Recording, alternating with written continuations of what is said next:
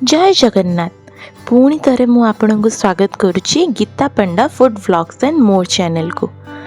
आपण बहुत सारा पास्ता तो खाई थे, बहुत सारा विभिन्न पास्ता रेसिपी मध्य देखि थे, किंतु सब बेले बाहर रो आनिबा पास्ता पिला माननको बहुत पसंद आसे।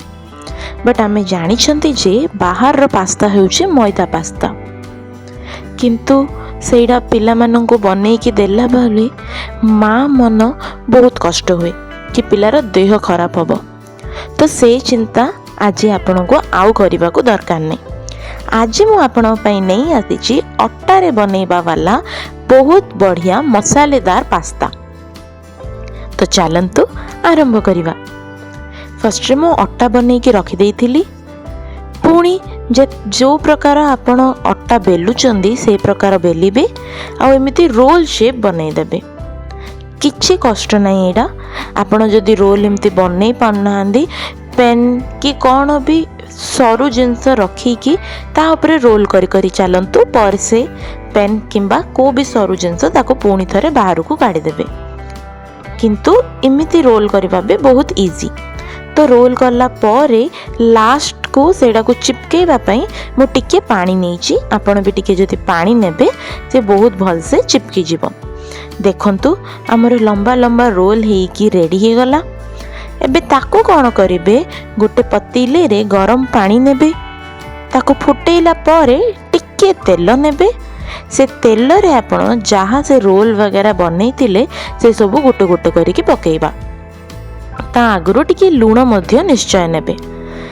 तापरे जहाँ आमे रखिथिले रोल गुड़ाक से रोल गुड़ाक गोटे पर गोटे करिकि से पानी रे आमे बॉईल हेबा को देबा। जेतल जाई से फुली कि बाहर जाई आसीबनी, माने जेतल जाई से फ्लोटिंग होबनी, सेतल जाई आपण ताको बॉईल करि दउथिबे।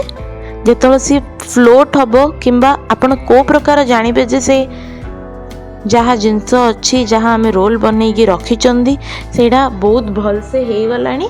जेतल से रोल हे कि बाहर कानी पळी आसीबो तेतल आपण जानिबे जे हाँ मोर रोल बहुत भल से सिझी गलानी बोली।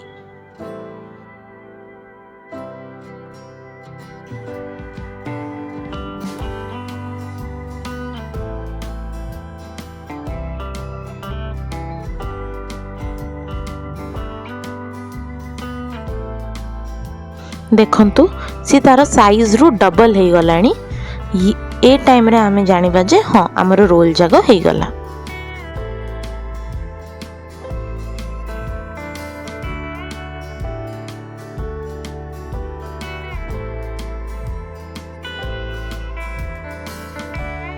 एबे से सबू को छोट छोट करके काटी देबे एज आपण खाइला परी। आपण हिसाब रे आपण साइज नहीं पारिबे। छोट छोट रखिले पास्ता परी लागिबो, बहुत भल लागिबो खाइबा को, आ जल्दी सिझी जीवो मध्य। एबे अधा सिझी गलानी 70%, बट जेतळ आमे मसाला वगैरह देबा सेडा आउ 30% भी जल्दी सिझी जीवो। देखंतु को प्रकार शेप हबो।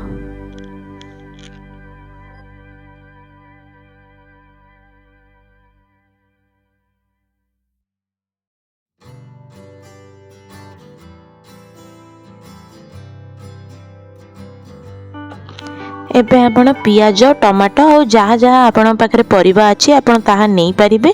मु किछि परिबा नैनी, आपण जदि चाहिबे परिबा करि पारिबे।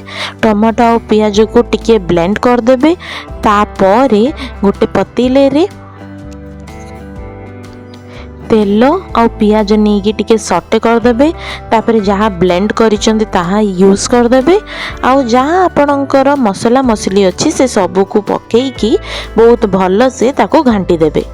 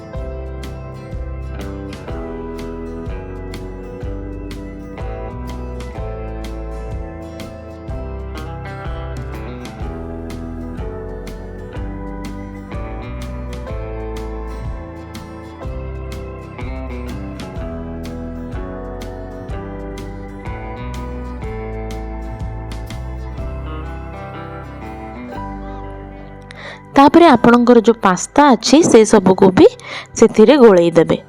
नियंतु रेडी हो गला आपणकर मसाला पास्ता।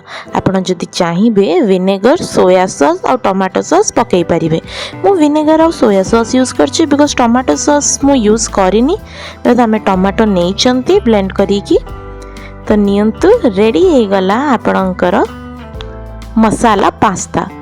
पिला माननकु दियंतु आउ स्ट्रेस फ्री ही रुहंतु कि पिला माने कोन हेल्थी खाउचंती।